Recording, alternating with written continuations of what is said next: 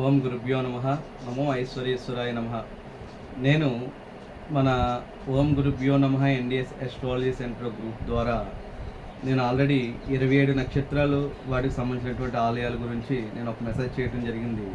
కాకపోతే చాలామంది ఈ రోజుల్లో మెసేజ్ చాలా ఎక్కువ ఉంది కదా, దీన్ని మనం చదవగలమా చదవలేమా అనే ఉద్దేశంతో చూసి చూడనట్టు వదిలేస్తున్నారు. కాకపోతే ప్రతి ఒక్కరు తెలుసుకోవాల్సిన విషయం ఏంటంటే, మన యొక్క నక్షత్రాలకి సంబంధించినటువంటి ఒక్కొక్క నక్షత్రానికి 4 పాదాలు ఉంటాయి. ఈ 4 పాదాలు చొప్పున చూస్తే 27 నక్షత్రాలకి 27 నక్షత్రాలకు ఒక్కోదానికి 4 పాదాలు చొప్పున, అంటే 108 పాదాలు 27 నక్షత్రాలు కలిపి వీటికి ఒక దేవాలయాలు అనేది కంపల్సరీ ఉండడం జరిగింది.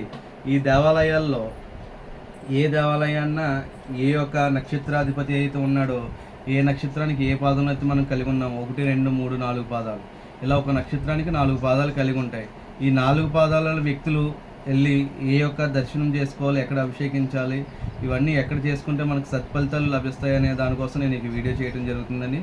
అయితే మీరందరూ కూడా గమనించవలసింది ఏంటంటే, ముఖ్యంగా కొంచెం శ్రద్ధగా దీని మీద దృష్టి పెట్టినట్లయితే మీకున్నటువంటి గ్రహ యొక్క గోచార రీత్యా ఏ అయితే ఇబ్బందులు ఎదుర్కొంటున్నారో, ఇలాంటి ఇబ్బందులన్నీ కూడా వైదొలుగుతాయని ఆ భగవంతుడు మనకి ఏదైతే తెలియపరుచున్నాడో ఈ దేవాలయాల గురించి, దీన్ని మనం ఆచరణలోకి తీసుకుని ఆ దేవాలయాల్లో మనకు మన నక్షత్రానికి కలిగినటువంటి పాదానికి కలిగినటువంటి ఈ యొక్క అభిషేకాలు ఏదైతే చేయించుకుంటామో అప్పుడు మనకి శాంతి అనేది లభిస్తుందండి. మన గ్రహరీత్యా మన ఎదుగుదల కూడా మంచిగా జరుగుతుంది. మనకు అడ్లు ఆటంకాలు లేకుండా, ఎటువంటి ప్రాబ్లమ్స్ లేకుండా అన్ని విషయాల్లో కూడా మనం ముందుకు వెళ్ళసాగుదామండి. అయితే ఇక్కడ ద్రాక్షారామ చుట్టుపక్కల అనేక శివాలయాలు, దేవీ మందిరాలు ఉన్నాయి, అందరికీ తెలిసిన విషయమే. కాకపోతే ఆలయాలన్నింటినీ ఆకాశ మార్గాన్ని చూస్తే అన్నీ కలిపి ఒక పద్మాకారంలో కనబడతాయంట. అయితే ఇలాంటి బహుళ ప్రాచుర్యం పొందినటువంటి ఆలయాల్ని చాలామంది మనం వీటిని గుర్తించక, వాటి గురించి మనం తెలుసుకోక చాలా మనం దూరం అవుతున్నామండి. అయితే ఇక్కడ విశేషం ఏంటంటే, మనకి ప్రపంచంలోనే మొత్తం ఈ భారతఖండం మొత్తం మీద మనం చెప్పుకోదలుచుకుంటే, జ్యోతిశాస్త్ర ప్రకారం మనం తెలుసుకోదలుచుకుంటే 27 నక్షత్రాలకి కలిగినటువంటి ఉపాలయాలు కానీ, అసలైన మనకి 27 నక్షత్రాలకు సంబంధించినటువంటి ఆలయాలన్నీ కూడా మన కోనసీమ జిల్లా ద్రాక్షారామ ఆలయానికి ఆనుకుని ఉపాలయాలుగా చాలా ఆలయాలు ఉన్నాయి.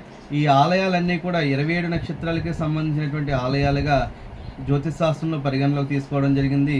ఈ ఆలయాల్ని దర్శించడం వల్ల మన జాతక రీత్యా కానీ, గ్రహరీత్యా కానీ ఏదైతే ప్రాబ్లమ్స్ ఉన్నాయో ఈ ప్రాబ్లమ్స్ అన్నీ కూడా పోతాయని కొన్ని నిఘంటువులు, గ్రంథాల ద్వారా మనం తెలుసుకోవడం జరిగింది. వాటిని మీకు వివరించడానికే నేను ముందుకు రావడం జరిగిందండి. ఇవన్నీ కూడా ఇప్పుడు నేను మేషరాశి నుండి మీనరాశి వరకు అదే క్రమంలో ఆరాధించవలసినటువంటి ఆలయాల యొక్క సమాచారాన్ని తెలియచేయదలుచుకున్నాను. అయితే ఇప్పుడు నేను ఒక నక్షత్రం గురించి, ఒక రాశి గురించి మీకు తెలియపరచదలుచుకున్నాను. తదుపరి నెక్స్ట్ ఎపిసోడ్లో నెక్స్ట్ నక్షత్రము, నెక్స్ట్ రాశి యొక్క ఫలితాలు కూడా నేను తెలియపరుస్తానండి. అయితే ఇక్కడ మేషరాశి జన్మించిన వారు, మేషరాశికి సంబంధించిన ఆలయం ద్రాక్షారామ భీమేశ్వర స్వామి వారి ఆలయానికి తూర్పున విలాస గంగవరం ఉంది.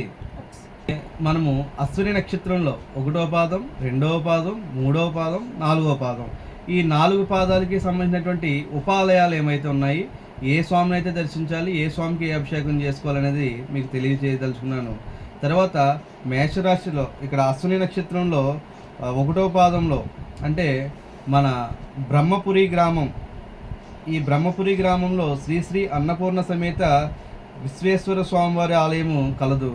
అక్కడ స్వామివారికి అభిషేకం చేసుకుని తదుపరి ద్రాక్షారామ శ్రీ భీమేశ్వరాన్ని దర్శించుకోవడం వల్ల గ్రహరీత్యా వారికి ఎటువంటి దోషాలు ఉన్నప్పటికీ కూడా అక్కడ శాంతి చేకూరి వారికి గ్రహరీత్యా అన్ని విధాలా మంచి జరుగుతుందని ఆ భగవంతుడి యొక్క సందేశం ద్వారా మీకు నేను తెలియజేస్తున్నాను.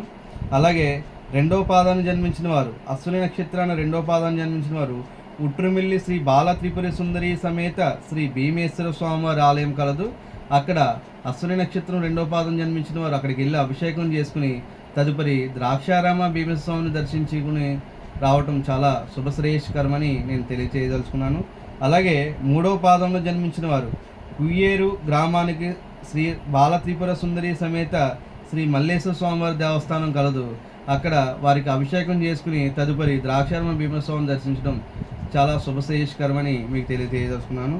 అలాగే 4వ పాదంలో జన్మించిన వారు దొగ్గుదూరు శ్రీ పార్వతి సమేత శ్రీ మల్లేశ్వర స్వామి వారి దేవాలయం కలదు. అంటే దుగ్గుదూరు గ్రామంలో శ్రీ పార్వతీ సమేత శ్రీ మల్లేశ్వర స్వామి వారి దేవస్థానం కలదు. అక్కడ మీరు అభిషేకం చేసుకుని తదుపరి శ్రీ ద్రాక్షారామ భీమస్వామిని దర్శించడం వల్ల శుభశ్రేయస్కరమని మీకు నేను తెలియచేయదలుచుకున్నాను. అందరికీ నేను ముఖ్యంగా తెలిసింది ఏంటంటే, ఏదైతే నేను ఇప్పుడు మీకోసం ఈ యొక్క వీడియోని తయారు చేస్తున్నానో దీనివల్ల చాలా ఉపయోగకరంగా మీకు ముందుకెళ్తుందని భావిస్తున్నాను. అలాగే నేను నెక్స్ట్ ఎపిసోడ్లో భరణి నక్షత్రం 1, 2, 3, 4 పాదాలకు సంబంధించినటువంటి ఉపదేవాలయాలు ఏవైతే కలవు, ఉపదేవాలయాల్లో ఏ భగవంతుని మీకు అభిషేకం చేసుకున్న తర్వాత ద్రాక్షారామ భీమస్వామిని దర్శించడం వల్ల శుభశ్రేయస్కరమో నేను నెక్స్ట్ వీడియోలో తెలియజేస్తాను.